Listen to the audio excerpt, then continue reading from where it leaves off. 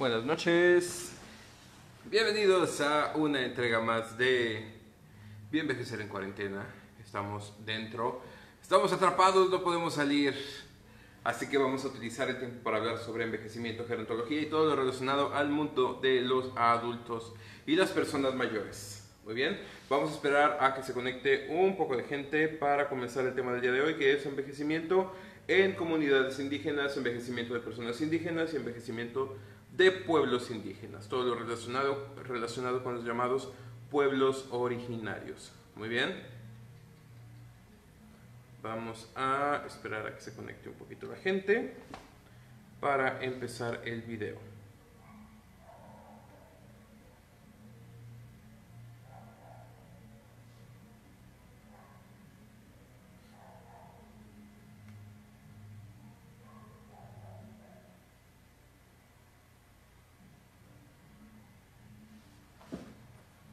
Bueno, pues vamos a empezar entonces.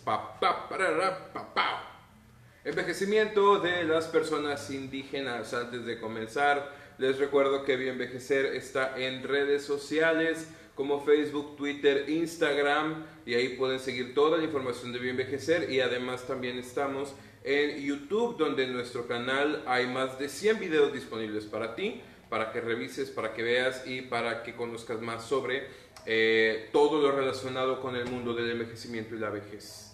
Suscríbete, dale like, comparte y forma parte de esta red de envejecimiento que hemos formado en Bioenvejecer para toda la población de habla hispana en el mundo.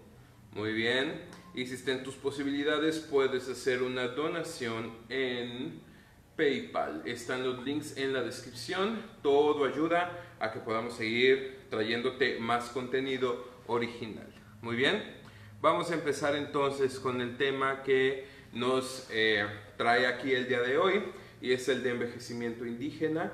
Y antes de empezar quisiera explicar un poco por qué este tema es relevante, porque la vejez, tal como la conocemos, solía ser considerada como un proceso unificado, es decir, se creía que todas las personas envejecían al mismo tiempo y que todos los adultos mayores tenían las mismas características, pero ahora nos damos cuenta de que cada vejez, dependiendo de los contextos totalmente únicos de cada población, va a ser pues también particular y va a tener sus propias características. Así que hablar sobre vejez indígena implica hablar sobre cómo pertenecer a estas minorías socioculturales, demográficas, raciales, como quieras interpretarlas, va a afectar el proceso de envejecimiento de las personas que pertenecen a estas comunidades, y también cómo van a ser percibidos durante la vejez por las personas que están fuera.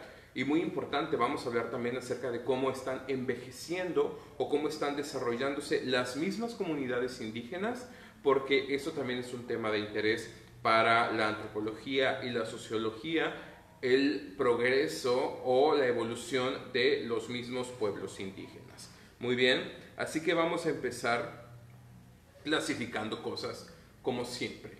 ¿Qué significa ser indígena?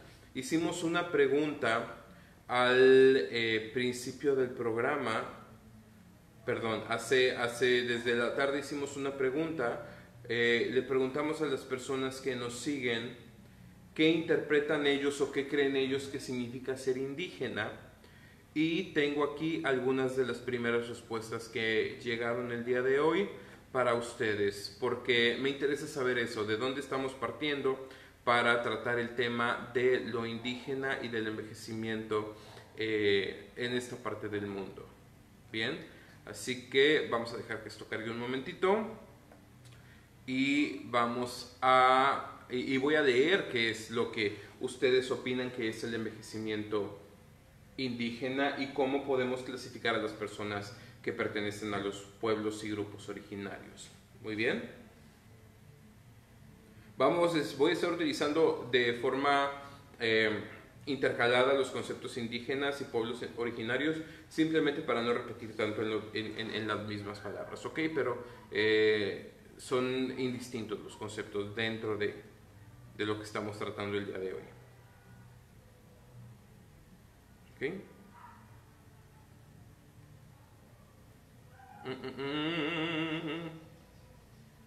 A ver, carga. Ahí está. Tenemos aquí Wendy. Nos dice, yo trabajo con adultos mayores de una comunidad desde hace 3 años y puedo decir que son empoderados, funcionales y activos. Siempre, nos dice Gabriela, siempre están ocupados con sus animales y otras actividades, terapia ocupacional al fin del día, y Angélica nos dice, son transmisores de cultura. Ok, estos son algunos de los comentarios que tenemos de inicio acerca de qué significa ser una persona indígena. Vamos a entrar a las clasificaciones ya dadas a nivel demográfico, ¿ok? Existen 3 categorías principales para identificar o para nombrar o denominar a una persona indígena, y uno es que la persona hable una lengua indígena como lengua materna. O sea, si tú hablas uno de los más de 80 distintos idiomas identificados como lenguas indígenas, y aquí marco la diferencia, no son dialectos. Un dialecto es una variante de un idioma. Una lengua, lo que hablan las personas indígenas son sus propias lenguas, ¿ok? Si hablas una lengua indígena, entonces estás categorizado como persona indígena. Si eres también descendiente de personas que se autodenominan como indígenas, entonces también entras en esta categoría. O sea, eres hijo de indígena, eres indígena tú también. Y por último, si vives en una comunidad cuya población es principalmente indígena, formas parte de esta categoría también, ¿ok? Esto es a nivel demográfico. Si hablas la lengua, si perteneces a la cultura o si eres hijo de personas que se denominan como indígenas, entonces por lo menos a nivel demográfico eres una persona indígena también, ¿ok? No todo el mundo está de acuerdo con estas clasificaciones, pero bueno, tenemos que partir de alguna base para poder tratar el tema del envejecimiento indígena, y esto es el denominar o especificar a qué nos estamos refiriendo. Y esto nos sirve como un buen parámetro para decir, ok, nos referimos a estas personas. Las que viven en comunidad indígena, que muchas veces nos limitamos a creer que esa es la población indígena, ¿no? Los que viven en el pueblo o en la comunidad o en la reserva. Pero también tenemos muchas personas indígenas que viven en entornos urbanizados, en ciudades, o en entornos semi-urbanizados, en grandes pueblos o en pequeñas ciudades. Y también pueden ser indígenas. ¿Por qué? Porque son descendientes de indígenas o porque el primer idioma que aprendieron fue una de estas lenguas. Bien, y ahí tenemos una clasificación. En general, la mayoría de las personas indígenas entra en alguna de estas categorías, si no es que en 2 o más. Sin embargo, hay personas que no entran dentro de esta categoría y aún así se autodenominan como indígenas. Y esto es otra de las formas de categorizar a esta población, y es a través de la autodenominación. Si la persona se presenta y se identifica como alguien indígena, entonces también puede a nivel social ser mencionado como tal. ¿Por qué? Porque la denominación indígena no es algo que en sí mismo le traiga beneficios sociales a la persona que decide adoptar el término. ¿Cómo está esto? Yo puedo decir, si yo dijera, por ejemplo, que soy descendiente de europeos, esto es algo que tiene cierto prestigio social positivo, y por lo tanto las personas lo van a ver como una característica buena, pero no ocurre lo mismo si yo digo que soy descendiente de personas indígenas. ¿Por qué? Por cuestiones de racismo. Así que la autodenominación, aunada principalmente a estas características, nos sirve para identificar a una población indígena mayor, porque esto también ocurre a la inversa. Hay muchas personas que nacen en estas comunidades, que hablan las lenguas y que tienen padres indígenas y que deciden no denominarse como indígenas. Y aquí es donde entramos en este conflicto de, ok, cumples con los requisitos pero no te quieres llamar como tal. ¿Qué eres entonces? Y se vuelve un asunto complejo, ¿ok?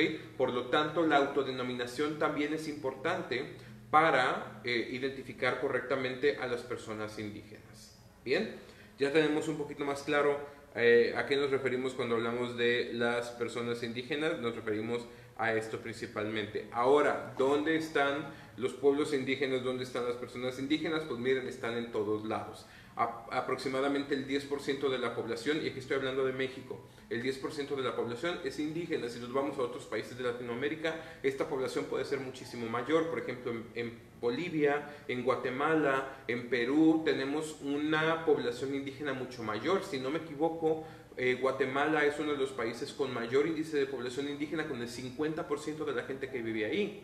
Así que la influencia de los pueblos indígenas, no nada más en las tradiciones en el pasado, sino en la vida real del día de hoy, es palpable dentro de las sociedades, porque forman parte activa de las comunidades, de la economía, del quehacer cotidiano, de los empleos. Están en sociedad y están aportando activamente al funcionamiento de todo el sistema. ¿Ok? Y de nuevo, no están nada más en estos pueblos o en estas comunidades alejadas, sino que se encuentran también en los centros urbanos, participando activamente de la vida en sociedad. Y aquí es muy importante que entendamos que una persona indígena no es nada más la que usa las ropas tradicionales de los pueblos o la que habla la lengua, porque hay muchas personas que no cumplen con ninguno de estos requisitos. Y hay personas indígenas que tampoco son morenos, que tampoco tienen un acento y que no provienen de estas comunidades y aún así son indígenas. ¿Por qué? Porque tienen esta historia y porque ser indígena no a fuerza significa caer en los estereotipos de lo que consideramos como una persona perteneciente a los pueblos originarios. ¿Ok? Y esto es uno de los principales desafíos a nivel social a los que las personas indígenas en general se enfrentan. ¿Cuál? La limitación que les damos al momento de querer clasificarlos o denominarlos como personas indígenas. ¿Cómo está esto? Creemos que una persona indígena tiene que ser a fuerzas esto.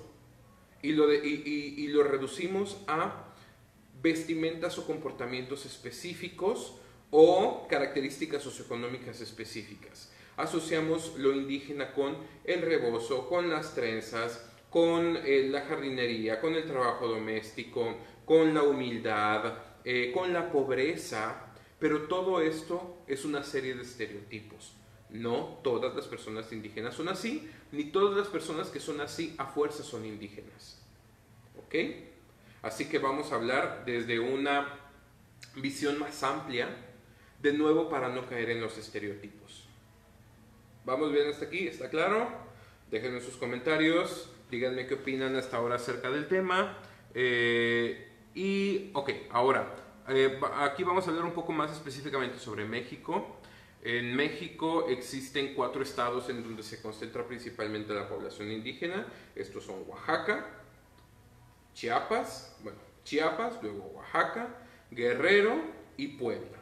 Estos son los estados con mayor población indígena y curiosamente también son los estados que tienen un rezago económico más marcado dentro de nuestro país, principalmente Chiapas, Oaxaca y Guerrero.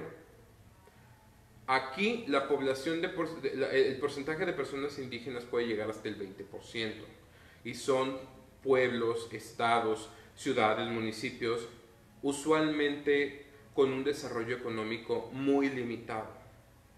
Bien, quédense con esta idea en mente porque después vamos a ver qué tanto de realidad tiene el decir las personas indígenas son mayormente pobres o ser indígena es un factor para la pobreza. Quédense con esta idea. Muy bien, sin embargo tenemos población indígena en todo el país. Voy a dejar al final del video un mapa en donde se muestran los distintos grupos indígenas que existen desde el norte hasta el sur. Hay 364 variantes lingüísticas, o sea, lenguas y dialectos de esas lenguas, o sea, variantes de esas lenguas principales, y existen más de 12 millones de personas indígenas en nuestro país, distribuidos a lo largo y ancho de los pueblos, las ciudades y todos los espacios intermedios. Muy bien, tenemos, como dijimos, un 10% de la población que es indígena. a comparación de un 90% de población que no se denomina como tal. Y principalmente dijimos están en Oaxaca, en Chiapas, Veracruz, Yucatán y Puebla. Bien, ¿dónde hay más? Oaxaca, Chiapas, Veracruz, Estado de México, Puebla y Yucatán y Guerrero. Ahora, dijimos que una de las categorías principales para denominar a las personas indígenas es el uso de la lengua, pero estamos diciendo solamente es una y no necesariamente tiene que aplicar, porque no todas las personas indígenas hablan una lengua y no todas las personas que hablan una lengua originaria son indígenas, pudieron haberla aprendido después. Puede ser un idioma, un segundo idioma o un tercer idioma.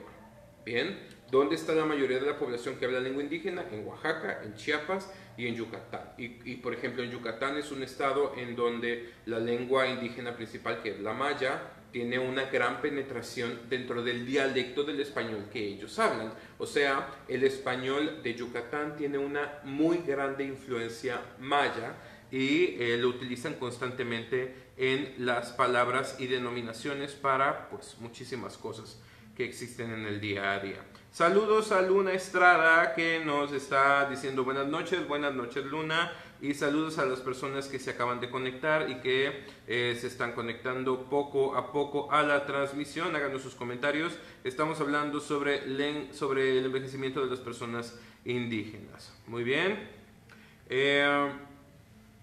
Ahora, habíamos dicho, ¿qué influencia tiene el factor económico dentro de la vida de las personas indígenas? Porque eso es uno de los estereotipos, ¿no? Decimos, las personas indígenas son pobres o son los más pobres dentro de los pobres. ¿Será que esto es cierto? Bueno, de nuevo, con estadísticas en México, tenemos aquí que más del 70% de la población a nivel nacional, población indígena a nivel nacional, es pobre. A diferencia del 45% de la población en general. O sea, las personas indígenas sí sufren en mayor proporción no nada más de pobreza, sino de pobreza extrema. Porque casi el 40% de las personas indígenas sufren de pobreza extrema. Casi el 40%, es decir, un poco menos de la mitad, 4 de cada 10 personas indígenas viven en pobreza extrema, cuando el porcentaje a nivel nacional no es ni siquiera del 10%. De la población en general, nada más 1 de cada 10 personas o menos sufre de pobreza extrema. Pero si nos vamos a grupos indígenas, tenemos aquí que 4 de cada 10 vive en pobreza extrema. Esto significa que tiene menos de $2 para subsistir en el día. Y ahorita el dólar está caro, cuesta 24 pesos, pero aún así tienes 48 pesos al día para cubrir todas tus necesidades. Y eso no es suficiente, por eso entramos dentro de esta categoría de pobreza extrema. Y ya de ahí otros 4 de cada 10, ya aquí van 8, otros 4 de cada 10 viven en pobreza moderada, es decir, tienen mayores ingresos, pero no lo suficientes como para cubrir el resto de sus necesidades, a diferencia del resto de la población, que es nada más 3.5 de cada 10. De nuevo, si sumamos esto, tenemos a 8 de cada 10 personas indígenas, entre 7 y 8 de cada 10 personas indígenas vive en situación de pobreza. ¿Por qué? ¿Por qué ser indígena te hace pobre? ¿O será al contrario? ¿Será que al ser indígena no se te permite obtener los recursos necesarios para que salgas de la pobreza? ¿Cuál será la buena idea aquí? ¿Cuál será lo que aplica? ¿Ser indígena te hace pobre? ¿O el sistema no permite que las personas indígenas salgan de esa situación de pobreza? Háganos un comentario, díganos qué opinan sobre este tema. ¿Ok? Bien. Cuando hablamos de la población indígena y del uso de las lenguas originarias, recalco en esta idea. No siempre hablar una lengua es el principal factor para denominar a una persona indígena. ¿Por qué? Porque estamos viviendo actualmente un proceso de desculturación social.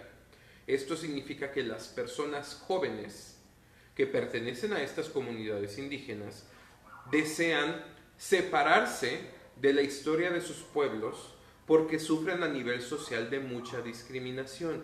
¿Cómo es esto? Si este niño que tiene padres indígenas y que crece en un entorno en el cual se habla con cierto acento, aun cuando sea el español, pero se habla con un acento, si no es que se habla lengua indígena, está sufriendo de burlas y discriminación en la escuela por su apariencia física, por su acento, por el uso de las palabras, por lo que ustedes quieran. Así que, ¿qué va a hacer este niño para ya no recibir estas burlas? Pues va a querer rechazar todo aquello que forma parte de su identidad cultural. Tiene todo el sentido del mundo porque queremos ser aceptados como seres humanos, ¿no? Y en ese entonces los niños todavía, los adolescentes, todavía no tienen una noción tan clara acerca de por qué su cultura es importante. Porque todavía eso no está jugando tanto en parte.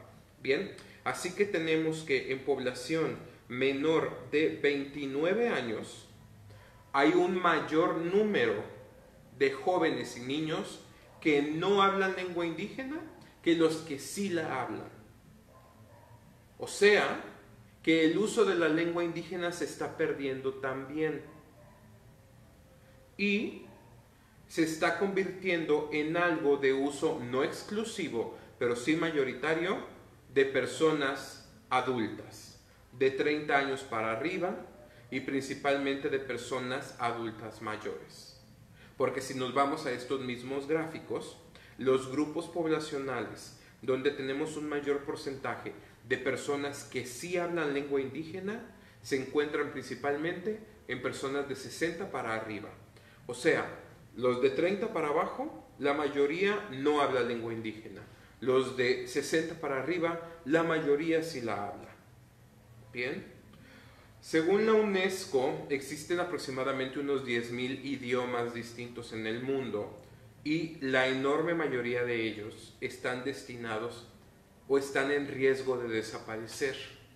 ¿Por qué? Porque como son hablados por grupos minoritarios, el hablar esta lengua no tiene una ventaja a nivel competitivo y por lo tanto las personas no desean aprenderlo. ¿Qué es esto?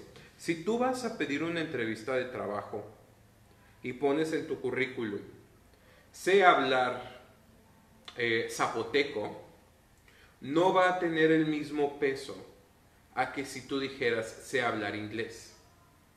¿Cuál te da una ventaja competitiva? ¿El zapoteco o el inglés? Pues el inglés, porque es un idioma que se utiliza a nivel internacional para negocios. Mientras que si en el currículum esa persona ve, ok, sabes hablar zapoteco, diría, ah, pues está bien, pero no me afecta ni positiva ni negativamente. No tiene un impacto, y como no tiene un impacto, pues está destinado a desaparecer. Yo no estoy diciendo que esto esté bien, simplemente estoy diciendo que esto es así, por lo menos actualmente las cosas son así. Por desgracia, las lenguas indígenas no tienen una valoración positiva dentro de la sociedad y eso hace que estén quedando en desuso, incluso por personas que nacen, crecen en comunidades indígenas, de padres indígenas que sí hablan la lengua. Y ves muchas experiencias y muchos relatos de personas indígenas por linaje que te dicen, yo no hablo la lengua, la entiendo, o me acuerdo que de niño o de niña la utilizaba para comunicarme con mis abuelos, pero no las pongo en práctica. Principalmente las personas indígenas que crecen fuera de estos pueblos, en donde tienen que asimilar la cultura mayoritaria, es decir, tienen que comportarse, vestirse, actuar y expresarse a como lo hace el resto de la población para evitar la discriminación, y donde no hay las suficientes personas, el suficiente número de personas como para poner en práctica tu lengua y por lo tanto mantenerla viva. Es más fácil en el pueblo, donde todo el mundo la habla, que en la ciudad, donde muy pocas personas la comprenden.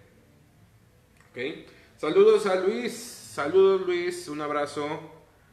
Les recuerdo que estamos en redes sociales, Facebook, Twitter, Instagram, y nos encuentran también en YouTube. Suscríbanse a nuestro canal, tenemos más de 100 videos sobre el envejecimiento, la vejez y las personas mayores para ustedes, así que formen parte de esta comunidad de Bien Envejecer y envejezcamos mejor juntos y apoyémonos para envejecer mejor juntos, ¿ok? Si estén sus posibilidades, pueden hacer una donación en PayPal, ahí está el link en la descripción. Y qué más. Y les recuerdo que estamos en estas sesiones 5 días a la semana hablando sobre temas diversos de gerontología. Así que únanse a la discusión, propongan temas, hagan preguntas, todo es válido para que esta comunidad siga y para que siempre tengamos contenido fresco, porque pues esto va para largo. No sé en donde ustedes vivan, pero yo creo que esto va para largo, por lo menos aquí en México. Bien, así que vamos a entretenernos con cosas positivas. Ok, ahora, ¿cuál es la diferencia entre los hablantes de la lengua y los no hablantes de la lengua? Bueno, cuando tenemos hablantes de la lengua, tenemos a una población del 23% que es analfabeta, ¿ok? Mientras que un no hablante de la lengua, ese porcentaje baja drásticamente a solo un 6.4%. O sea, si tú eres un hablante exclusivo de lengua indígena, y ni siquiera exclusivo, si eres un hablante de lengua indígena, tienes un 24% de probabilidades de ser analfabeta, que son 4 veces más de la misma persona indígena que no habla la lengua indígena. ¿Ok? En el caso de los hablantes de lengua indígena, tenemos una posibilidad, una deserción o una no asistencia a la escuela de un 44%, a diferencia de un 32% de los no hablantes de la lengua. Miren, o sea, ninguno de estos datos está bien. Los datos son muy grandes. Para empezar, el 30% de la población indígena no va a la escuela. ¿Por qué? Porque en los centros en los que muchas veces se concentra esta población, no hay la posibilidad de estudiar. Así que no van a la escuela. Y porque muchas veces la misma cultura no permite el estudio de forma constante o se le da prioridad al trabajo, porque pues ya sabemos, población viviendo en pobreza extrema, toda la gente tiene que apoyar y colaborar para la dinámica del hogar, porque si no nos vamos a morir de hambre todos. Bien, pero hablar una lengua te aumenta un 12% la posibilidad de que no vayas a la escuela. O sea, te cierra más, todavía te cierra más las puertas. Bien, la mayoría de las personas indígenas son empleados obreros o trabajadores independientes o trabajadores en paga, principalmente las mujeres, que ese es otro tema. Y cuando tenemos a hablantes de lengua indígena, tenemos un 16% de probabilidades de que la persona, en este caso personas mayores, ya estamos hablando aquí específicamente de adultos mayores indígenas, tenemos un 16% de probabilidad de que la persona sea dependiente cuando habla la lengua. O sea, de que necesite de otra persona para cubrir sus necesidades o para apoyar en sus necesidades básicas o en sus necesidades instrumentales. Mientras que un no hablante de la lengua, este porcentaje cae a nada más el 10%. ¿Ok? Hablar una lengua indígena te hace más propenso a que necesites de la asistencia de otra persona. Y usualmente esto se da no porque la gente se afloja, se da porque ya no puedes cubrir estas necesidades por cuenta propia y necesitas que alguien lo haga por ti, que puede ser desde lo muy básico como el baño y la alimentación, hasta cosas más complicadas como la vestimenta y el manejo del dinero. Si necesitas apoyo, entonces ya se considera que eres una persona dependiente. Y tú dices, ok, no hablante de la lengua indígena, 10%, sí hablante de la lengua, 16%. La media nacional, ¿dónde está? 5%. 5%. Ser indígena, ya en sí, te hace el doble de propenso a ser dependiente en la vejez. Y si hablas una lengua indígena, entonces es 3 veces más de posibilidad de que seas una persona dependiente. ¿Por qué? No es por genética, no es por genética, es por pura falta de acceso a los recursos. Los grupos indígenas son hechos a un lado y no tienen la capacidad económica como para cubrir las necesidades de forma tan eficiente como lo haría la mayoría de la población, y en un país en donde prácticamente la mitad de la población es pobre, pues imagínense cómo les va a la gente que son los más pobres entre los pobres. ¿Okay? Aun cuando las personas indígenas reciben cierto apoyo grupos de apoyo sociales, muchas veces el apoyo principal que reciben son por remesas. ¿Qué es esto? Es por la gente, los hijos, los sobrinos o los familiares que se van a vivir a las grandes ciudades o al extranjero y que les mandan dinero, y eso se convierte en una de las principales fuentes de ingreso. ¿Ok? Y por supuesto tenemos también a personas que no tienen ninguna clase de ingreso, lo cual en sí mismo es un problema. ¿Cuáles son entonces los desafíos principales a los cuales se está enfrentando la población envejecida perteneciente a grupos originarios? Pues para empezar, el problema de toda la vida, la pobreza. Ya sabemos que la pobreza va a evitar que las personas obtengan los recursos necesarios para satisfacer sus necesidades básicas. Si no tienes el dinero, ¿cómo vas a comprar la comida, la medicina, la ropa, el departamento o el espacio para la renta o para la compra? ¿Cómo lo vas a adquirir si no tienes el dinero?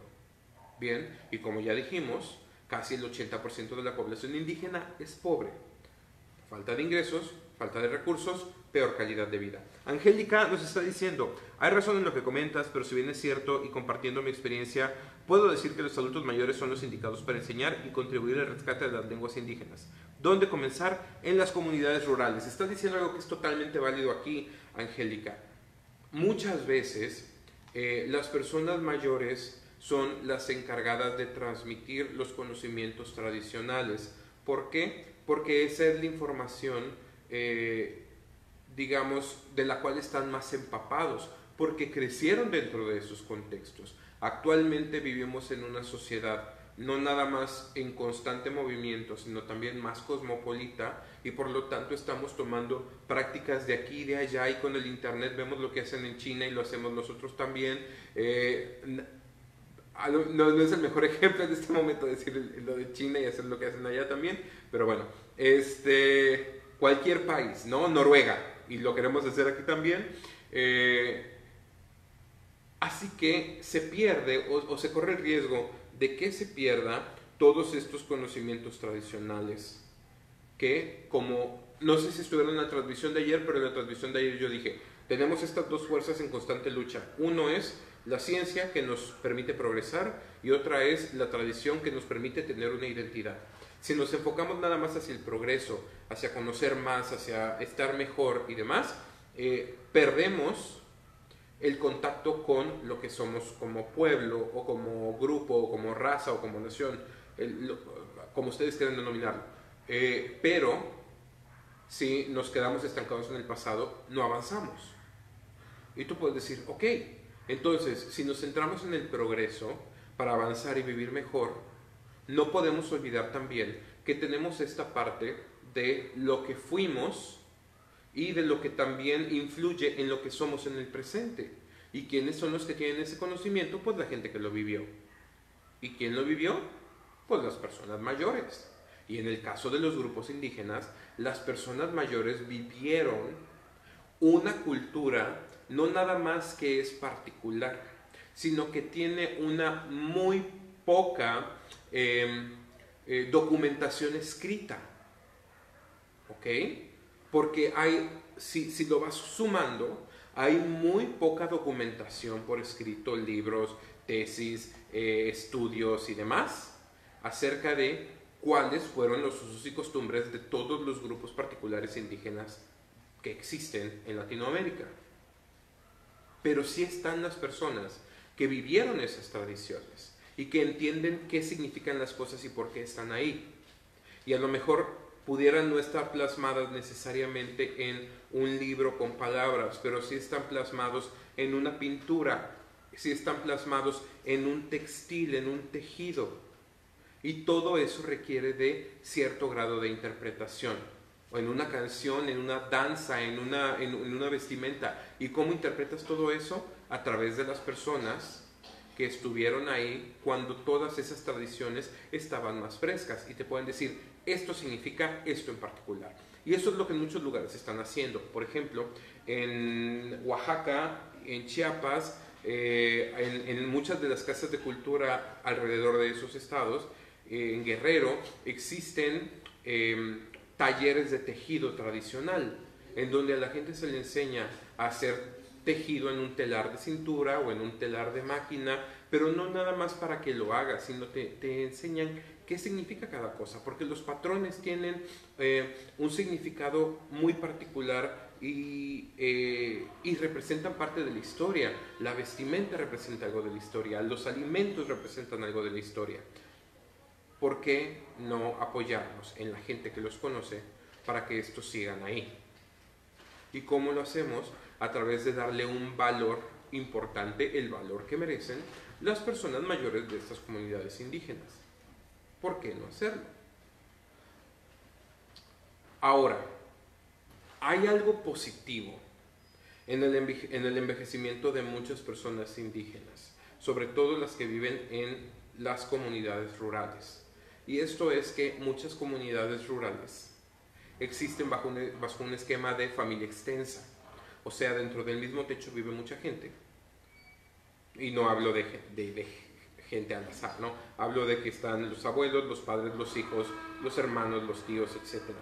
Y esto permite que hayan más personas pendientes del adulto mayor y por lo tanto le ayudan a estar más vinculado, y por cuestiones culturales pudiera estar favorecido también que estén mejores integrados y sean más valorados dentro de la dinámica familiar. A diferencia de una persona mayor, indígena o no indígena, creciendo en una comunidad urbana en donde es más frecuente que las personas mayores vivan solas o vivan en un vínculo familiar, en una estructura familiar en la cual no existe una dinámica cercana dentro de los miembros, porque todo el mundo está corriendo para todos lados. ¿Ok? Así que eso es uno de los factores importantes. El problema es que sí, tú dices, bien, abuelo, abuela, enséñale a los nietos sobre las tradiciones y la cultura del pueblo. ¡Ah, qué padre! Pero los nietos lo ven y dicen, ok, ¿y esto para qué me sirve? Los adolescentes lo ven y no es nada más que no me sirva para nada porque no es bien valorado a nivel social, sino que se enfrentan a la crítica y a la burla por esto mismo, al rechazo y a la discriminación. O sea, vivir su identidad cultural es algo que les cierra puertas a nivel social. ¿Por qué? Porque existe una discriminación muy importante hacia las personas indígenas en nuestro país. Y por otro lado, la población no indígena tenemos esta romantización de las culturas y pueblos originarios, en la cual amamos y nos sentimos súper orgullosos de las tradiciones y del Día de Muertos y de todo lo que representa nuestro pasado indígena, pero ya en la práctica a las personas pertenecientes a estos grupos no se les permite desarrollarse. Se les pone el pie para que no formen parte de la sociedad. Y si forman parte de la sociedad es como menos del mestizo y como menos pues de la persona blanca o descendiente de europeos, etc. Es la realidad. ¿Me agrada? Por supuesto que no, pero las cosas son así. Vivimos en un país en el cual las personas indígenas sufren de muchísima discriminación, y si tú le dices a los jóvenes, siéntete orgulloso de tu cultura, apréndela, replícala, vístete así, habla así, compórtate y enséñale a la gente que te sientes orgulloso de ser indígena, ajá, sí, está muy bien. Pero por otro lado, ya en la práctica estamos demostrando todo lo contrario.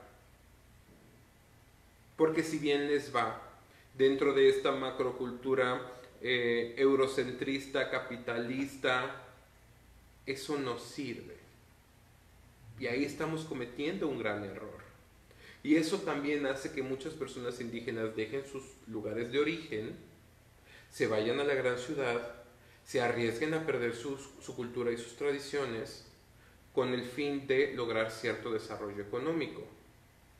Cuando lo que tendríamos que hacer es dignificar la vida dentro de estas comunidades el trabajo que hacen estos pueblos para que en un futuro ya no exista la necesidad de irse. ¿Por qué? Porque aquí, quedándome en el lugar del cual yo soy, puedo obtener toda la dignidad y toda la buena calidad de vida que obtendría en la ciudad. Y entonces ya tengo verdaderamente las dos opciones. Me quedo o me voy. Y las dos opciones son igual de buenas, distintas pero igual de buenas. Eso no está ocurriendo en el presente. En el presente es, ok, aquí, o sea, vivimos literalmente en la montaña rocosa, no se puede ni sembrar. Porque en algunos municipios, los municipios más pobres de todo el país, esa es la realidad. Es pura piedra volcánica, no se puede sembrar nada. ¿A qué me quedo? Porque aparte la escuela está a 20 kilómetros en una carretera toda fea, el centro de salud está a 4 horas caminando, ajá, no tengo oportunidad de nada, no hay dinero, no hay comida, no hay forma de salir adelante. ¿A qué te quedas? Y la gente se va, los pueblos envejecen y se queda nada más la gente mayor. ¿Y de qué me sirve que se quede la pura gente mayor sin personas más jóvenes a las cuales transmitirles el conocimiento cultural? Y estas personas que pudieran adquirir o que tienen el conocimiento tradicional se van a la ciudad en donde no lo pueden poner en práctica porque van a sufrir de discriminación.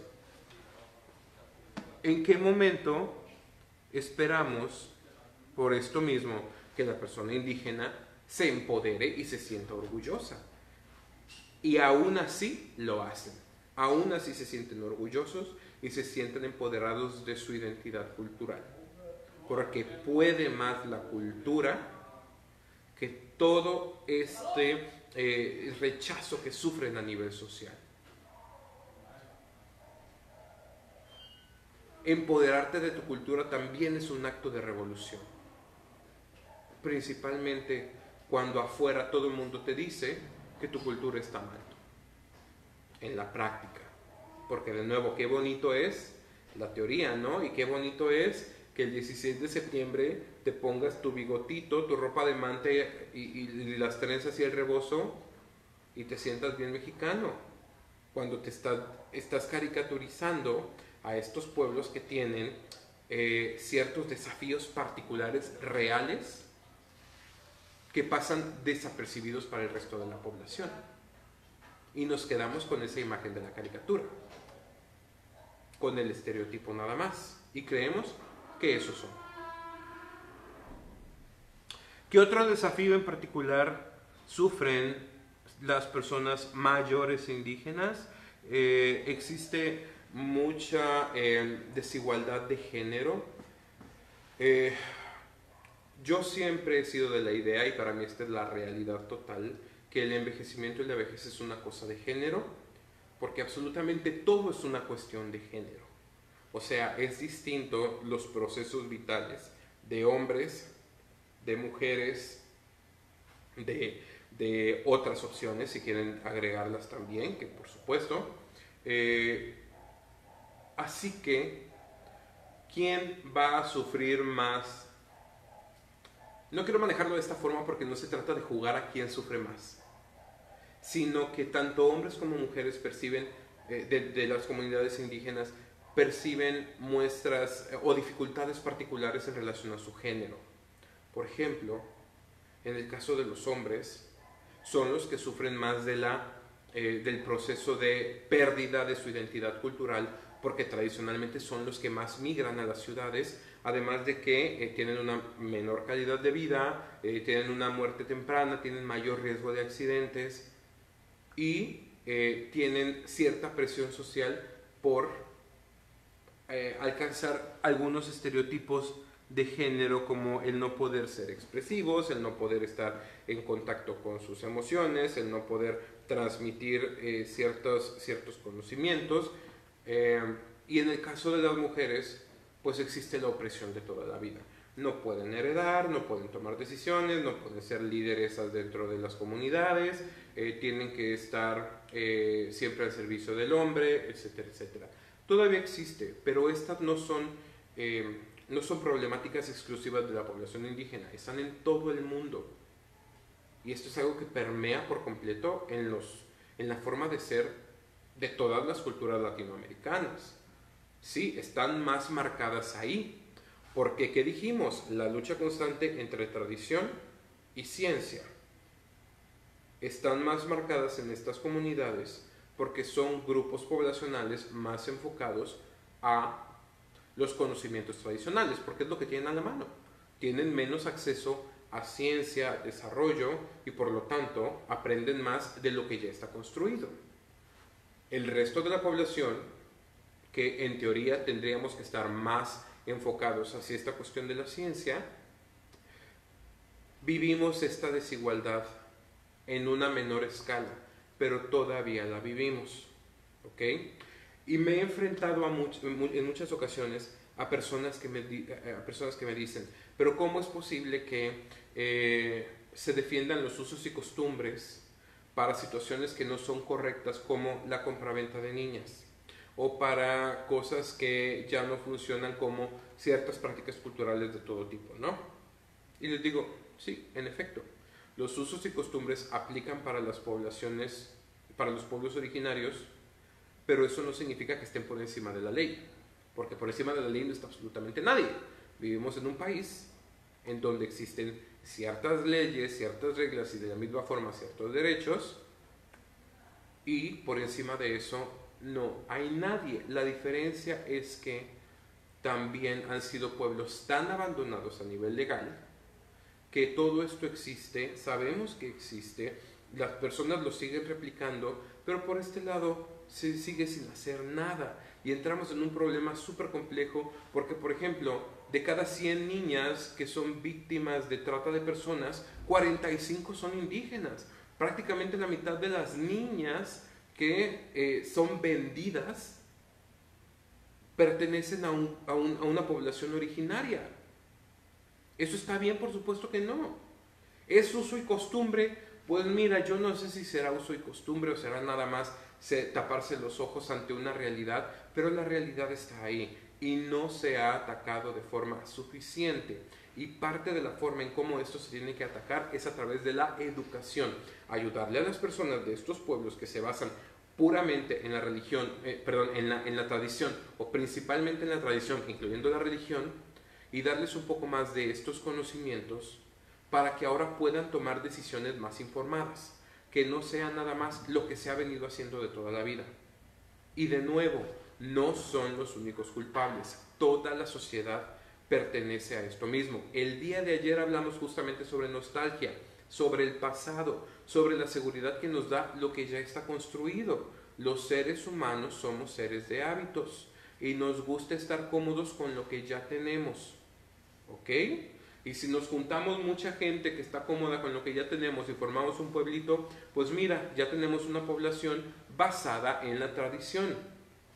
Y si no vienen ideas nuevas, personas nuevas, interacciones nuevas, nos vamos a quedar ahí estancados toda la vida, ¿ok? Y el problema aquí es que muchas veces las personas pertenecientes a los pueblos originarios se enfrentan al intercambio cultural con el mundo de afuera bajo una lente negativa. O sea, viene la gente de afuera nada más a querer oprimir, explotar y expatriar.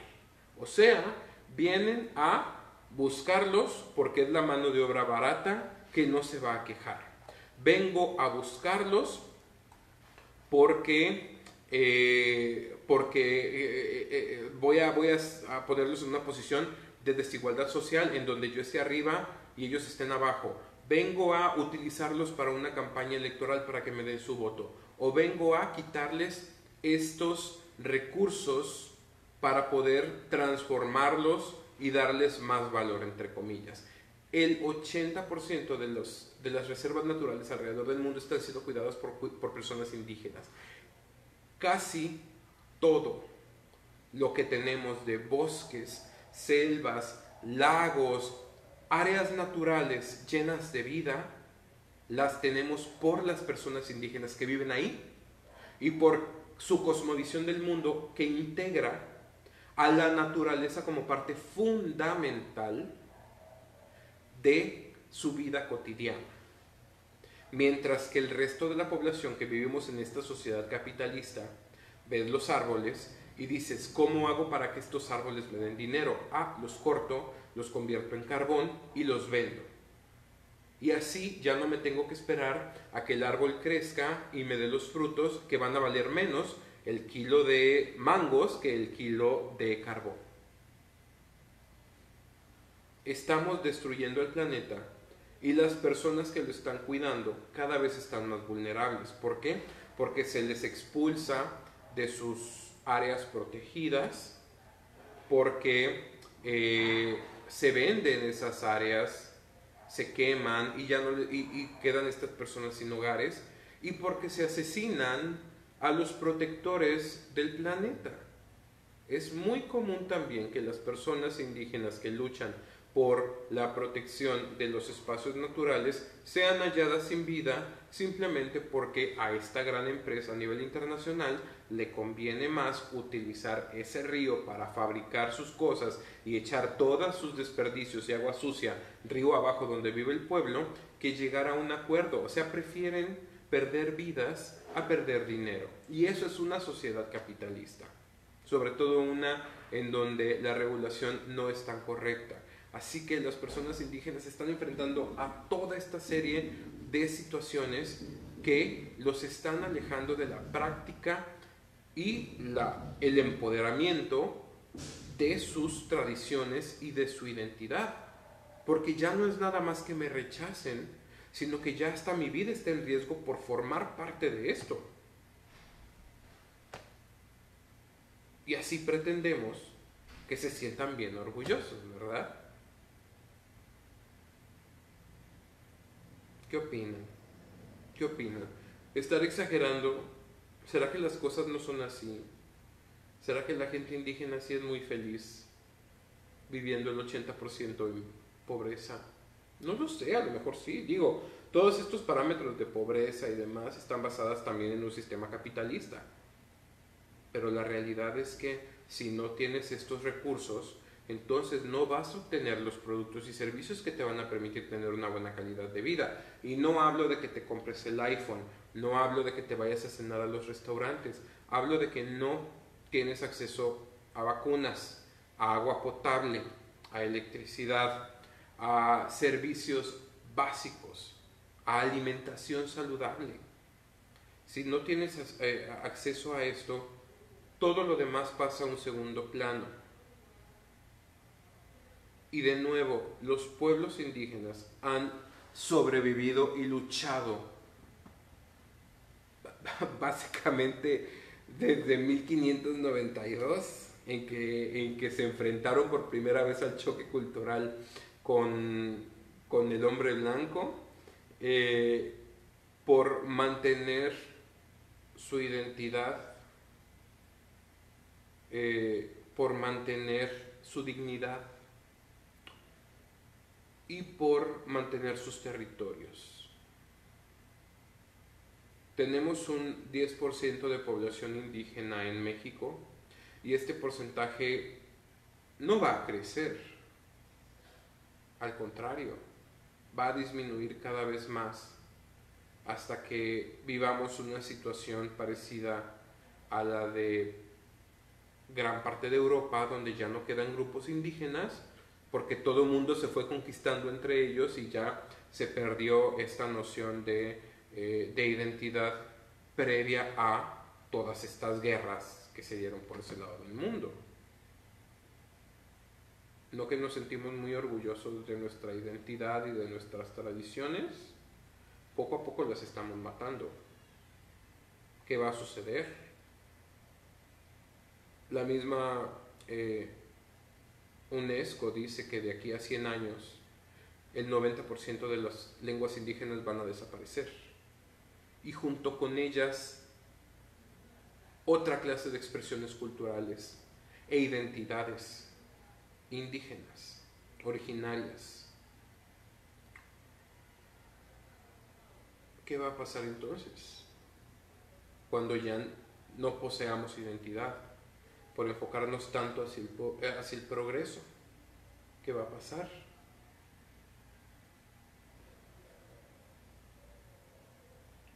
Vamos a perder de vista quiénes somos. Y hay una frase que a mí me gusta mucho que dice: el que olvida su historia está condenada a repetirla. Y vamos a volver a vivir esta misma situación de vulnerabilidad, desprotección y desigualdad, pero con otros actores. Y si esto ocurre en 50 años, o para el 2050, que ya faltan nada más 30 años, a los que nos va a tocar, pues va a ser a los que estamos no tan jóvenes ahora. Y aunque no seamos indígenas, pues nos va a tocar toda esta vulnerabilidad y desprotección. Porque para allá va el mundo.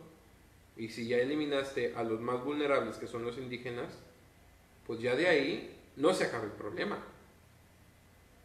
Ahora las consecuencias del problema van a recaer más en ti. O podemos dar dignidad a la multiculturalidad, pero una dignidad de verdad, que no es la multiculturalidad de porque me gusta la comida japonesa y porque me gusta el arte europeo, sino entender lo de casa, las realidades de la vida en nuestros países y en nuestra multiculturalidad interna. Eso también existe, y eso también es valioso y necesita más ayuda que el sushi y la música de Beethoven, ¿no? ¿Qué puedes hacer? Consume local, no regatees, infórmate,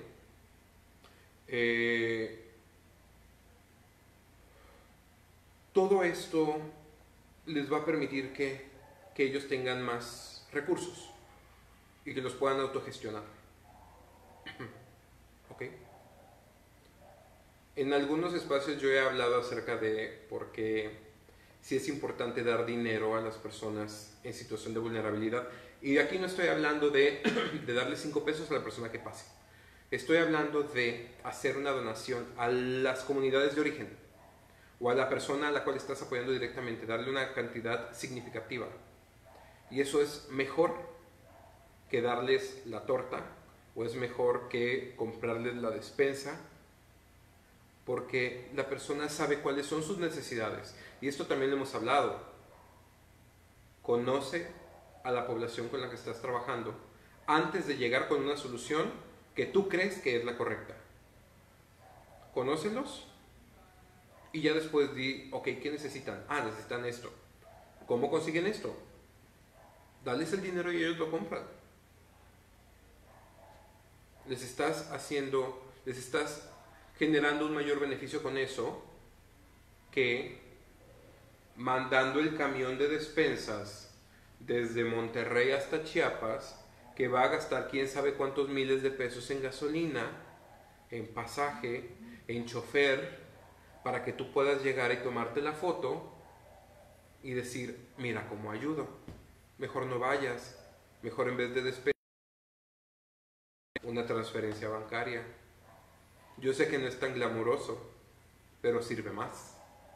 Y aquí, ¿qué es lo importante? ¿Lo que sirve o la foto? Ustedes digan.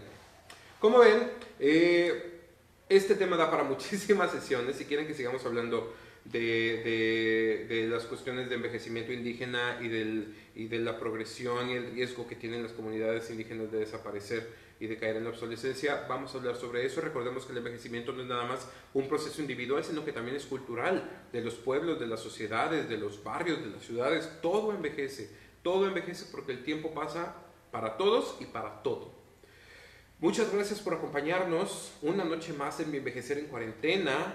Les recuerdo una vez más que estamos en redes sociales, Facebook, Twitter, Instagram, y en YouTube está todo el catálogo completo de nuestros videos. Ahí nos pueden sintonizar y pueden formar parte y seguir formando parte de esta discusión. Así que denos un like, compartan, suscríbanse, escríbanos y díganme de qué quieren que hablemos en futuras sesiones. ¿Okay? Hoy es viernes, así que nos vemos en la próxima sesión, que es el lunes. Nos vemos el lunes con más contenido original sobre vejez, envejecimiento y personas mayores. Muchísimas gracias por acompañarnos una vez más. Cuídense mucho. No salgan de casa si no tienen que salir. Formen parte de la solución para que podamos salir pronto de esto. Depende de todas y de todos. Muchísimas gracias. Yo soy Arturo Arcos. Esto ha sido Bienvejecer. Hasta la próxima.